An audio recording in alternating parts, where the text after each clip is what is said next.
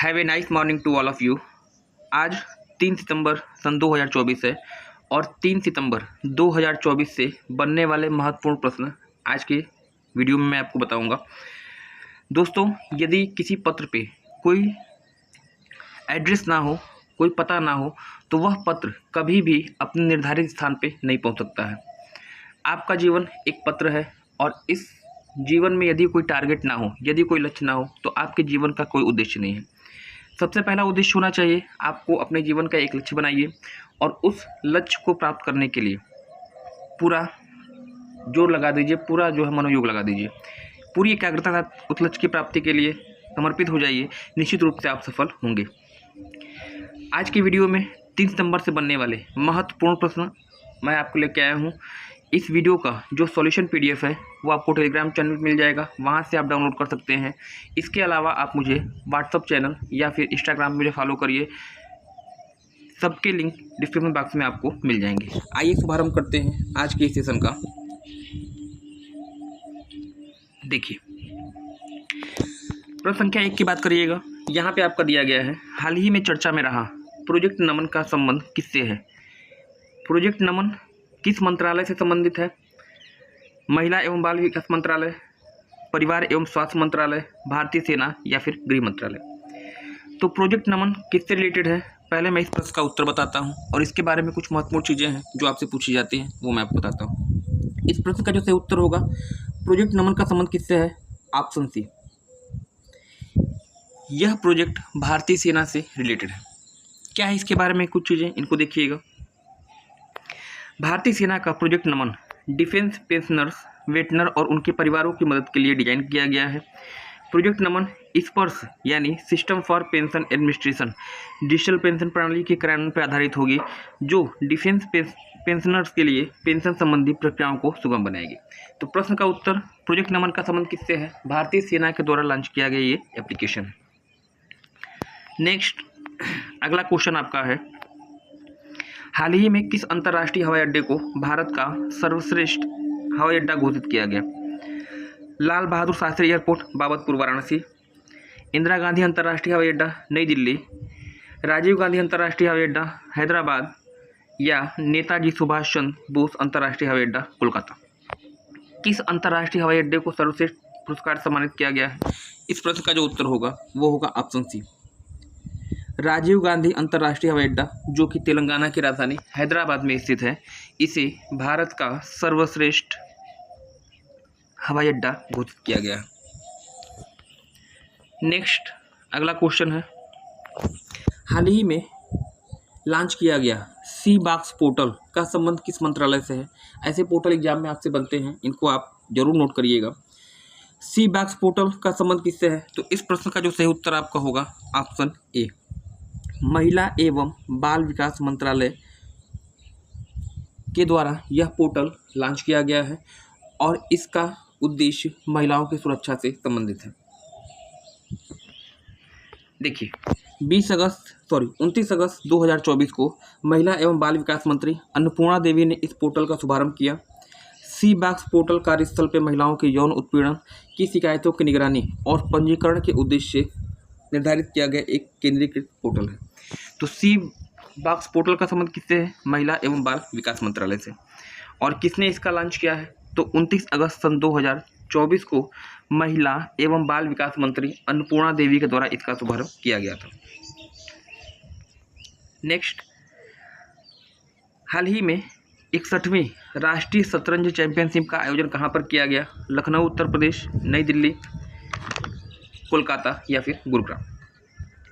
याद रखिएगा, 61वीं राष्ट्रीय शतरंज चैंपियनशिप का आयोजन कहाँ पे किया गया है? तो ऑप्शन डी होगा इसका उत्तर, गुरुग्राम।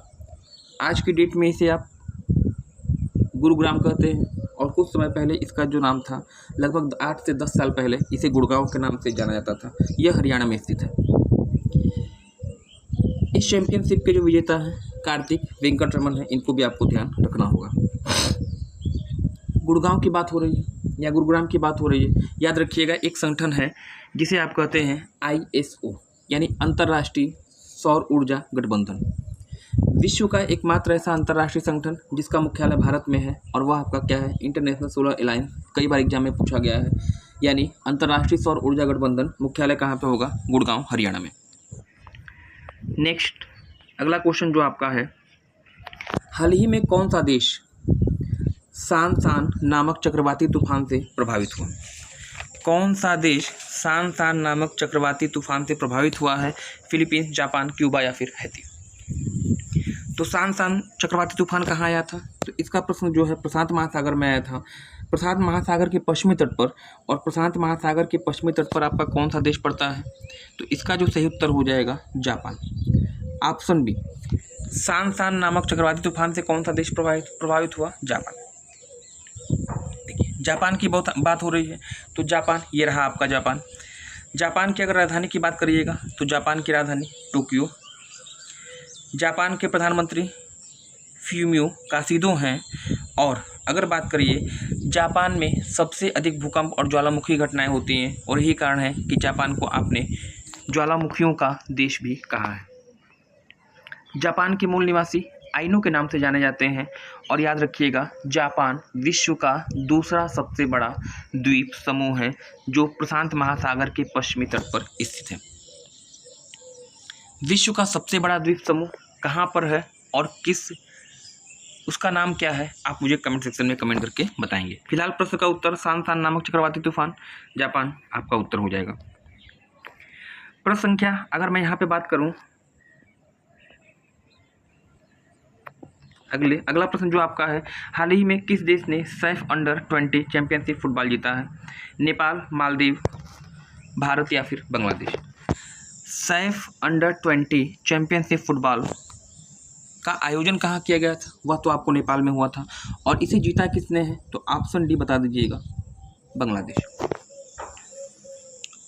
बांग्लादेश ने हाल ही में जो है मेजबान देश नेपाल को 4-1 से हराया था और इस प्रतियोगिता को जीता। ऐसा करने वाला, या ऐसे कहिएगा कि बांग्लादेश ने इस प्रतियोगिता को पहली बार अब तक के इतिहास में जीता है। इसके बारे में कुछ चीज़ें हैं, इसको आप देख लीजिएगा। देखिए इस चैंपियनशिप का आयोजन एशियाई देश नेपाल में हुआ तथा बांग्लादेश ने मेजबान नेपाल को 4-1 से हराया। इतिहास में पहली बार बांग्लादेश ने यह ट्रॉफी जीती है। अब बात बांग्लादेश की हो रही है, तो ये रहा आपका बांग्लादेश। यहाँ की राजधानी ढाका है, यहाँ की करेंसी टका है, और पिछले दिनों काफ़ी अस्थिरता, यहाँ पर राजनीतिक अस्थिरता रही थी। यहाँ के जो वर्तमान प्रधानमंत्री, जो पूर्व प्रधानमंत्री थी शेख हसीना, देश छोड़ के वापस बाहर चली गई थी, और जिसके पश्चात यहाँ मोहम्मद यूनुस को जो है प्रधानमंत्री के रूप में चुना गया है। तो बांग्लादेश से प्रश्न आपका बनना लाजमी है निश्चित रूप से, क्योंकि हाल के दिन में चर्चा में रहा था और सैफ अंडर-20 चैंपियनशिप विजेता आपका है।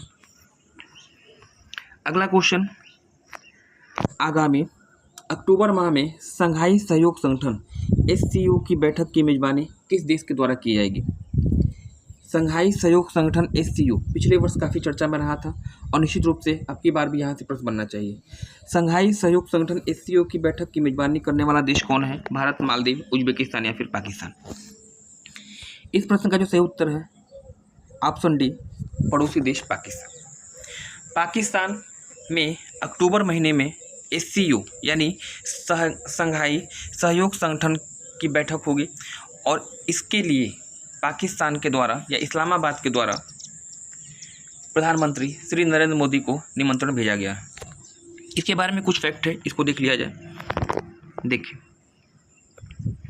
15 से 16 अक्टूबर 2024 में भारत की राजधानी 15 से 16 अक्टूबर 2024 में पाकिस्तान की राजधानी इस्लामाबाद में संघाई सहयोग संगठन SCO की आगामी बैठक का आयोजन किया जाएगा। भारत के साथ साथ चीन और पाकिस्तान भी इसके पूर्ण सदस्य देश हैं। वहीं अन्य सदस्य देशों में रूस, तजाकिस्तान, उज्बेकिस्तान, किर्गिस्तान और कजाकिस्तान शामिल है। SCO एक अंतर सरकारी निकाय है जिसका उद्देश्य क्षेत्र में शांति, सुरक्षा और स्थिरता को बनाए रखना है। तो SCO परीक्षा की दृष्टि से इम्पॉर्टेंट होगा। लगभग आधा रास्ता इसमें हमने इस वीडियो में मैंने तय कर लिया है, हमने और आपने मिलकर तय कर लिया है।